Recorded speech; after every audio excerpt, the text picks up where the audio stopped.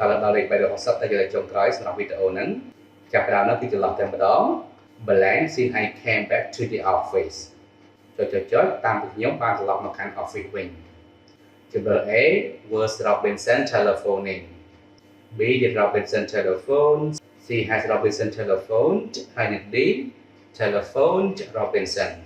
ដែលយើងឃើញថាជំរើសទាំង4ហ្នឹងសុទ្ធតែមាន Robinson ជា subject ហើយនិង telephone ជា verb តែបើថាតែទូរស័ព្ទជាងប្រហែលជាគេចង់សួរថាតើ Robinson ហ្នឹងបានតែមកអត់តាមវិញខ្ញុំបានត្រឡប់មកកាន់ office វិញមកហើយជំរើសទាំង4ហ្នឹងបើយើងយកពី form មកវិញ A គេឲ្យឈ្មោះថា past continuous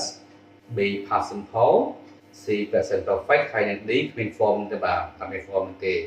AD នេះប្រហែលជាគេដាក់មកបន្លំជា form past simple ដែរបាទពីបើយើងឃើញថា telephone ED នៅតែឯងទៅវាគឺជា verb to ហើយដែល verb to គឺជា verb past simple ប៉ុន្តែគេមិនអាចថាអញ្ចឹងបានទេបាទពីពួកគេដាក់ verb to នៅពីមុខ subject សម្រាប់ past simple verb to នោះវាត្រូវនៅពីក្រោយ subject វាត្រូវ Robinson telephone ប៉ុន្តែសម្រាប់ប្រយោគរបស់យើងបើយើងដាក់ Robinson telephone AD នេះវាខុសដែរបាទដោយសារតែវាគឺជាប្រយោគសំណួរ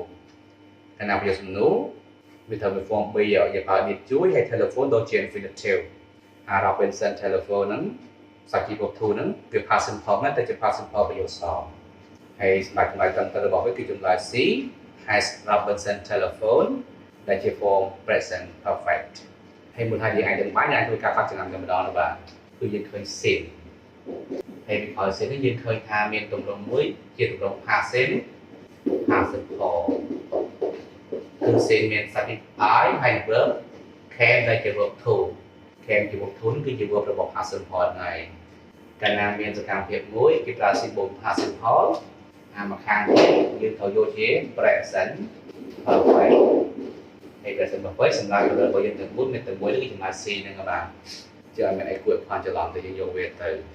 trong việc bán về thời has Robinson telephoned